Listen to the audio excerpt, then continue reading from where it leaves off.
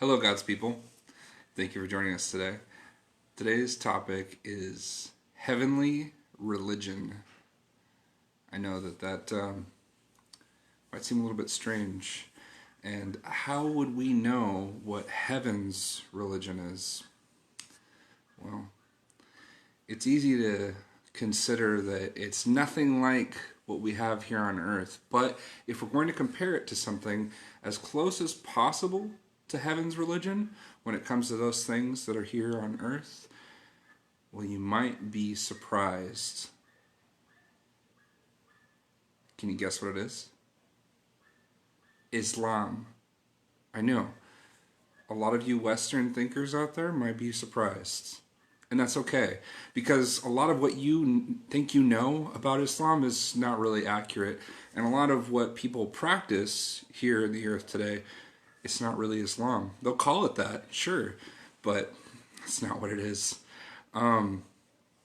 But just keep in mind, the true definition of Islam is obedience to God through God's viceroy, or, as they would put it, God's messenger.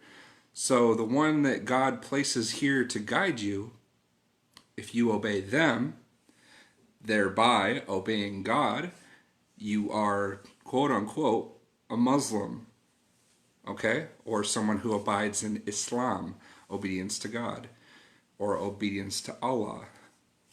Regardless of the name, consider that heaven's true religion is simply obedience to God. Plain and simple. Here on this planet, the majority of people here are not obedient to God. They are not obedient to God's messengers, to God's viceroys, to those God placed here to guide us. The majority of people don't obey. So what do they need?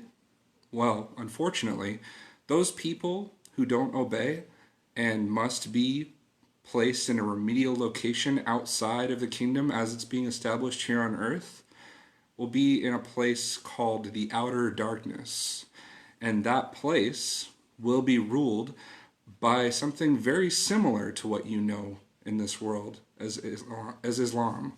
And unfortunately, the brutality of it won't change favorably towards anyone until this world changes, until the people actually learn to obey God through God's messengers, through God's viceroys, established kingdom here on earth. It's the only way for many and for most. You have to consider really all of the obedient individuals and cultures out there in this universe. They obey God naturally. It's a part of what they are. It's part of who they are. It's ingrained into their being, both spiritually, physically, and mentally. It's a part of who they are. But us, humanity, human beings, are imperfect beings. Not only was our creation somewhat of a mistake, it was really a big screw up, to be quite honest. And a lot of what's been happening lately has been trying to make up for that mistake and try to make use of that mistake as an effective means of growth and learning spiritually. Most of that experiment has failed. And unfortunately, many of the people that you can turn and look beside you and see are part of that failed experiment. It's not really their fault, but they are still immature souls, and they've been placed in a difficult predicament, especially with the mixing of their seed lines. They don't really have a place to go after this, so they need to adapt here, because it's the only place left for them. And the only way for them to do that is with the strong hand of their elders. So, if they must abide in the outer darkness, they must do so under the rule of a militant imam, a militant spiritual Muslim teacher. So,